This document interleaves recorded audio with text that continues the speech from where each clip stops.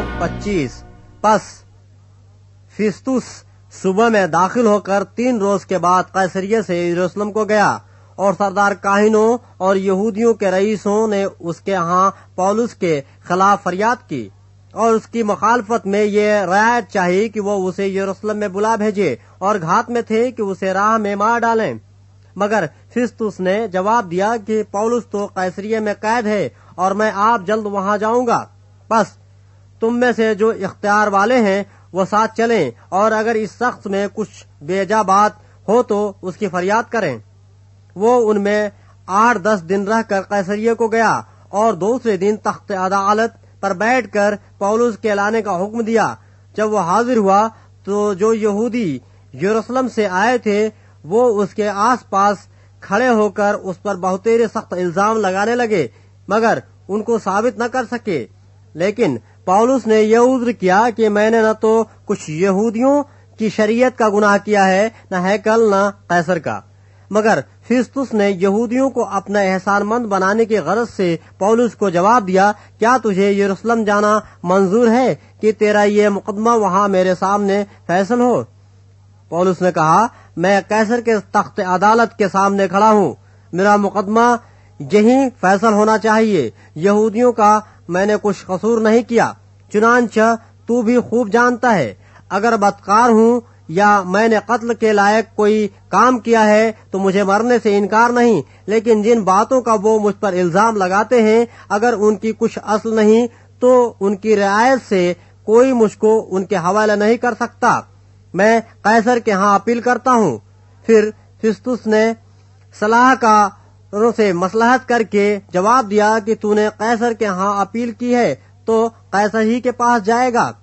اور کچھ دن گزرنے کے بعد اگرپا بادشاہ اور برنیکے نے قیصریہ میں آ کر فیستوس سے ملاقات کی، اور ان کے کچھ عرصہ وہاں رہنے کے بعد فیستوس نے پولس کے مقدمہ کا حال بادشاہ سے یہ کہہ کر بیان کیا کہ ایک شخص کو فیلکس قید میں چھوڑ گیا ہے۔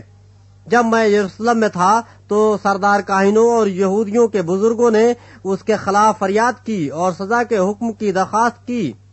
ان کو میں نے جواب دیا کہ رومیوں کا یہ دستور نہیں کہ کسی آدمی کو رعایتاً سزا کے لیے حوالہ کریں جب تک کہ مدعا علیہ کو اپنے مدعیوں کے روبرو ہو کر دعویٰ کے جواب دینے کا موقع نہ ملے۔ پس جب وہ یہاں جمع ہوئے تو میں نے کچھ دیر نہ کی بلکہ دوسرے ہی دن تخت عدالت پر بیٹھ کر اس آدمی کو لانے کا حکم دیا۔ مگر جب اس کے مدعی کھڑے ہوئے تو جن برائیوں کا مجھے گمان تھا ان میں سے انہوں نے کسی کا الزام اس پر نہ لگایا، بلکہ اپنے دین اور کسی شخص یسوع کی بابت اس سے بحث کرتے تھے جو مر گیا تھا، اور پولس اس کو زندہ بتاتا ہے۔ چونکہ میں ان باتوں کی تحقیقات کی بابت الجھن میں تھا، اس لیے اس سے پوچھا، کیا تو یروشلم میں جانے کو راضی ہے کہ وہاں ان باتوں کا فیصلہ ہو؟ مگر جب پولس نے اپیل کی کہ میرا مقدمہ شہنشاہ کی عدالت میں فیصل ہو تو میں نے حکم دیا کہ جب تک اسے قیصر کے پاس نہ بھیجوں وہ قید رہے۔ اگرپا نے فیستوس سے کہا، میں بھی اس آدمی کی سننا چاہتا ہوں۔ اس نے کہا کہ تو کل سن لے گا۔ پس دوسرے دن جب اگرپا اور برنیکے بڑی شان و شوکت سے پلٹن کے سرداروں اور شہر کے رئیسوں کے ساتھ دیوان خانہ میں داخل ہوئے تو فیستوس کے حکم سے پولس حاضر کیا گیا۔ پھر فیستوس نے کہا، اے اگرپا بادشاہ اور اے سب حاضرین، تم اس شخص کو دیکھتے ہو جس کی بابت یہودیوں کی ساری گروہ نے یروشلم میں اور یہاں بھی چلا چلا کر مجھ سے عرض کی کہ اس کا آگے کو جیتا رہنا مناسب نہیں، لیکن مجھے معلوم ہوا کہ اس نے قتل کے لائق کچھ نہیں کیا، اور جب اس نے خود شہنشاہ کے ہاں اپیل کی تو میں نے اس کو بھیجنے کی تجویز کی۔ اس کی نسبت مجھے کوئی ٹھیک بات معلوم نہیں کہ سرکار عالی کو لکھوں، اس واسطے میں نے اس کو تمہارے آگے اور خاص کر اے اگرپا بادشاہ تیرے حضور حاضر کیا ہے تاکہ تحقیقات کے بعد لکھنے کے قابل کوئی بات نکلے، کیونکہ قیدی کے بھیجتے وقت ان الزاموں کو جو اس پر لگائے گئے ہوں ظاہر نہ کرنا مجھے خلاف عقل معلوم ہوتا ہے۔